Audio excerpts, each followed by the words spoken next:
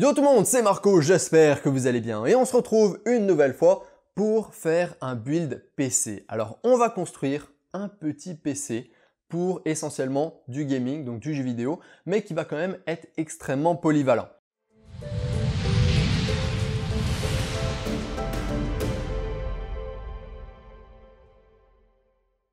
J'ai un ami à moi, une connaissance, etc., qui m'a contacté pour avoir un PC. Il m'a dit, est-ce que tu pourrais me recommander une config? Est-ce que tu pourrais me faire une config et me la monter?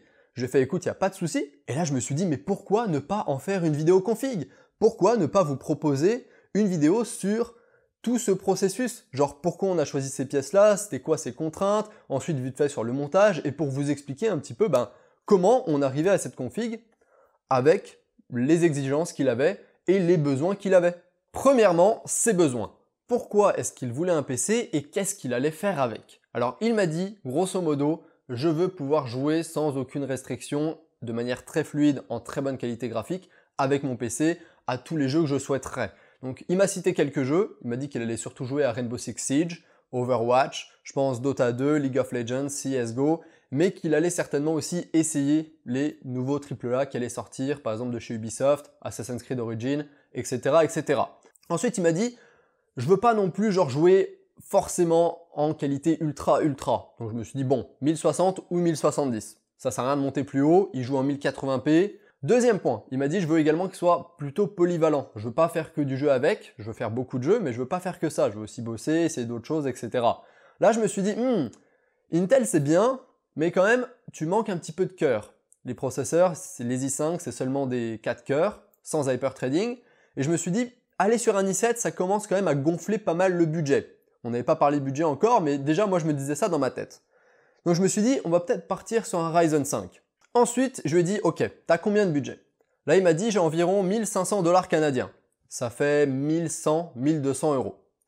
Je me suis dit, ok, clairement, i7, c'est mort. On prend pas d'i7 parce que sinon on n'arrivera pas à aligner ça avec une 1060 ou avec une 1070. Ensuite, il m'a dit, moi, je suis plutôt genre petit PC. Je veux que ça soit le plus petit que tu peux. Plus c'est petit, plus je suis content.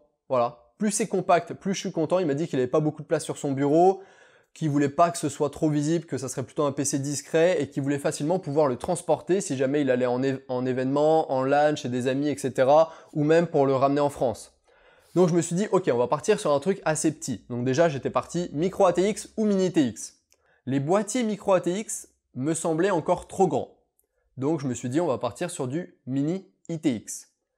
Et voilà comment on s'est retrouvé avec ce que vous avez là. On a un boîtier Fantech Evolve Mini ITX. Donc ce boîtier supporte seulement les cartes mères au format mini ITX, ça prend même pas le micro ATX, il y a juste 2 slots PCI Express derrière, donc vous pouvez mettre seulement une carte graphique dual slot, vous pouvez rien mettre d'autre. Ça prend quoi? Ça prend un ventilateur à l'arrière si on veut, deux ventilateurs à l'avant également. Comme vous le voyez, il est super compact, il fait ça de haut, ça de large, ça de long. Je pense qu'on a fait quand même un bon deal. Niveau processeur, je suis parti sur le Ryzen 5 1600. Je me disais que le 1600X, ça servait à rien de partir là-dessus, il était plus cher et en plus, le seul truc qui change, c'est une fréquence un petit peu plus haute. Je me suis dit que le 1600 suffirait largement et de toute façon, vu que tous les processeurs Ryzen sont overclockables, si jamais dans 3-4 ans, ils voulaient un petit peu plus de puissance, hop, il overclock son 1600 et le tour est joué.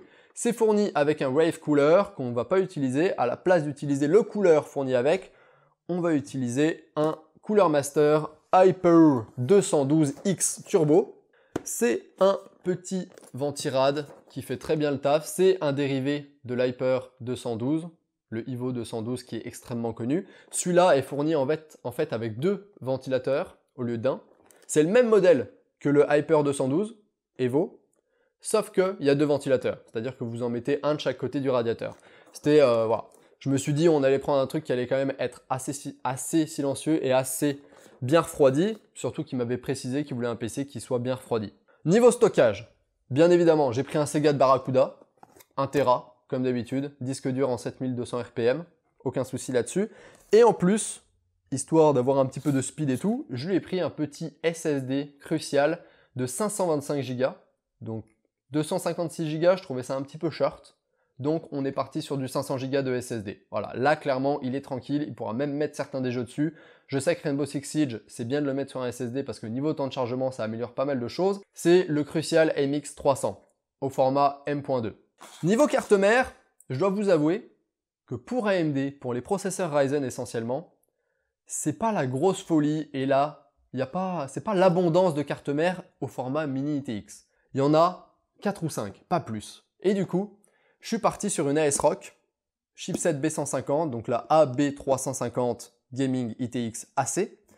Je suis parti sur celle-là essentiellement parce qu'elle me paraissait plutôt pas mal, qu'elle avait un slot M.2, parce que c'est parfois très dur de trouver des cartes mères au format mini ITX avec un slot M.2. Là, on a un slot M.2 qui est sur l'arrière de la carte mère, donc c'est quand même pas mal. Et elle avait le Wi-Fi, parce qu'une autre de ses contraintes, c'est qu'il fallait que son PC ait le Wi-Fi. Sachant qu'en mini ITX, avec ce boîtier-là, je ne pouvais pas rajouter de carte Wi-Fi PCI Express, bah du coup voilà, mon choix pour la carte mère était très vite limité et limite je pouvais que prendre celle-là, j'avais pas d'autre choix. Donc au final, une ASRock AB350 Gaming ITX. Voilà. Au niveau de la RAM, je suis parti sur de la Corsair Vengeance, standard, du low profile, forcément du low profile parce que sinon ça allait pas passer avec le Ventirad. On est sur 16 Go. Je me suis dit 16 Go, au moins il est tranquille pour les 2-3 prochaines années. Bien les 2 prochaines années sans aucun souci. C'est du 2 x 8 Go du coup pour profiter du dual channel. On est sur de la vitesse, je pense, c'est du 2666 MHz. Je me suis dit que j'allais prendre un truc un petit peu plus rapide quand même. Je pouvais pas prendre trop haut parce qu'après ça gonflait plus le budget. C'était plus cher, etc. Puis je trouvais qu'on était déjà pas mal haut par rapport à son budget d'origine. Donc voilà. 16 Go de DDR4 de chez Corsair, c'est safe. Le CAS, je ne m'en souviens plus, je pense que c'est du CAS 15 ou du CAS 16, pour ceux qui se posent la question. Ensuite, au niveau de l'alimentation, alors là, je suis parti sur une Alim EVGA. C'est du 80 plus Gold et c'est du full modulaire en 550 watts. Il était hors de question que je monte un PC de cette taille-là avec une Alim non modulaire. Vous mettez une Alim non modulaire dans un PC comme ça, vous avez des câbles partout et c'est aussi un cauchemar. Donc j'ai fait non, c'est mort, semi-modulaire ou full modulaire. Puis généralement, les Alim semi ou full modulaire sont de meilleure qualité puisque c'est souvent des qualifications et des certifications un petit peu plus hautes. 550 watts, c'est beaucoup, surtout pour ce qu'on a là. Je pense que 450 watts, ça aurait suffi. 500 watts à la limite. Mais je me suis dit, si jamais il veut réutiliser son Alim pour un futur PC dans 4, 5, 6 ans, eh bien avec ça, il n'aura aucun souci. Il aura juste à prendre son Alim, la démonter de ce boîtier-là et la mettre dans un autre PC, dans son nouveau PC. 550 watts, ça fera largement le taf, j'en suis sûr. Et comme une Alim, ça tient des années, il pourra toujours la réutiliser. Voilà, donc la Supernova 550 G2. Et ensuite, la carte graphique. Là, vous êtes là, mon Dieu, il a pris une Founders Edition. Il a pris une édition de référence de chez Nvidia. GeForce 1060, forcément. Au niveau du budget, sinon ça passait plus. On aurait pu prendre une 1070, mais on aurait été bien au-dessus du budget. Et pour jouer en 1080p au jeu auquel il m'a cité, ça suffisait largement. C'était même clairement, il pouvait jouer sans aucun souci en ultra. Et la carte est quand même suffisamment puissante pour jouer sans aucun problème à tous les autres jeux qui vont sortir dans la prochaine année, voire les 2 prochaines années. Ah, il y en a certains, à mon avis, qui se demandent pourquoi j'ai pris celle-là. Une raison essentielle. En 1060, il n'y a pas masse carte au format turbine. Il faut savoir que dans un boîtier comme ça, c'est compact, c'est petit, les 3/4 des cartes que vous trouvez sur le marché ne conviennent pas parce que le système de refroidissement expulse l'air chaud de la carte à l'intérieur du boîtier. Ceux où il y a les ventilos qui sont sur le devant de la carte là, ça expulse l'air chaud dans votre boîtier. Ce qui est bien quand vous avez un boîtier qui est aéré avec des ventilos à l'avant, à l'arrière, puis que le flux d'air est génial. Un boîtier comme ça, le flux d'air, c'est pas la folie. Du coup, prendre une carte comme ça, c'est plutôt suicidaire niveau température. Faut savoir que là, la carte, si je vous montre,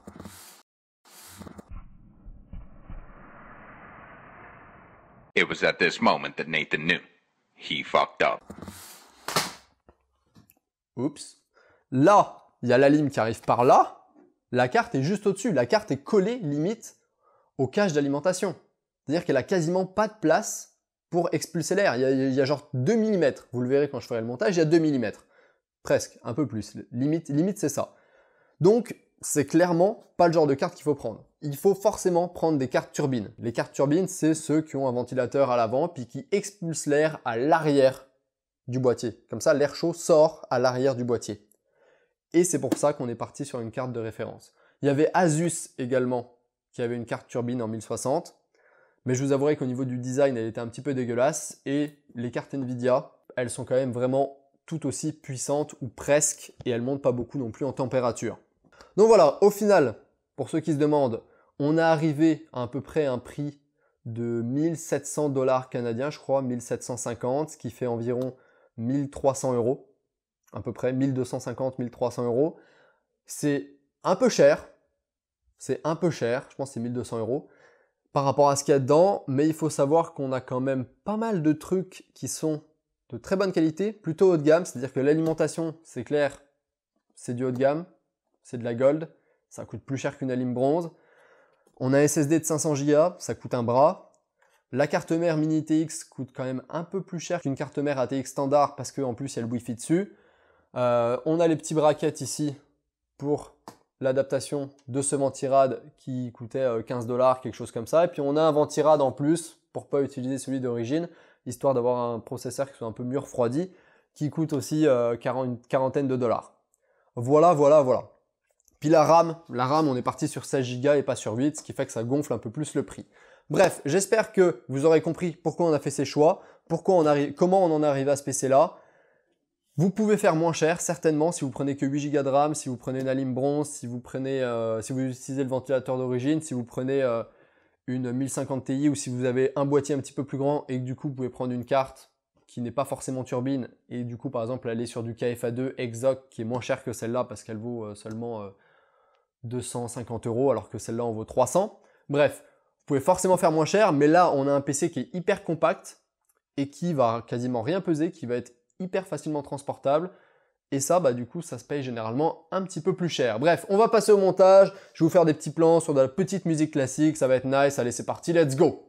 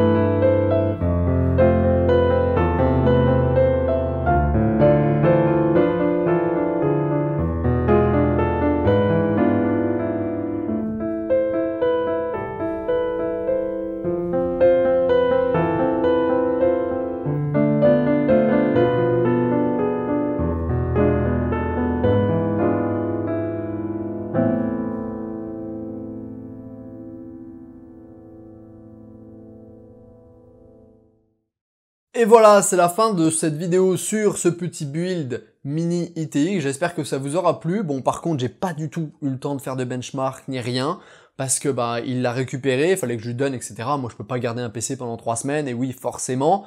Au niveau des performances en jeu, j'ai aucun souci là-dessus. Le seul truc qu'il m'a dit, c'est ça fait tourner Rainbow Six Siege à 120 FPS en 1080p. Donc c'était un truc auquel je m'attendais. En même temps, une 1060, je pense que vous pouvez aller voir les benchmarks, ça varie pas vraiment. Puis le R5 1600, c'est également un très bon processeur qui peut faire tourner n'importe quel jeu et n'importe quelle application. J'espère que ça vous aura plu. N'hésitez pas à liker si vous avez liké, disliker si vous avez disliké, il fait extrêmement chaud. Laissez vos questions, remarques en commentaire. Et sur ce, comme d'habitude, moi je vous dis à ciao, bonsoir.